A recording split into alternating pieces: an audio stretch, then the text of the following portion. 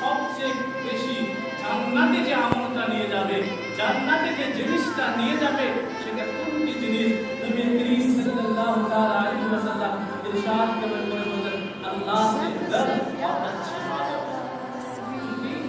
এক হলো আল্লাহকে ভয় করা, আর একটা হলো চরিত্র যার ভালো, যার ব্যবহার ভালো। নবী বলেছেন এই দুইটি জিনিসের কারণে বেশি বেশি করে মানুষ জান্নাতে যাবে।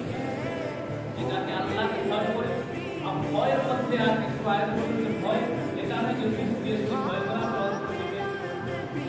এটা করা করছি না, এটা গোপনে হোক প্রকাশ্য হোক।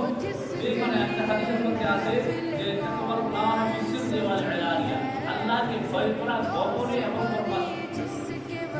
গোপনের মধ্যে প্রকাশ্যে যেভাবে আল্লাহকে ভয় করে, সেভাবে গোপনে একাই যখন থাকবে সেখানে ভাবে আল্লাহকে ভয় করছি।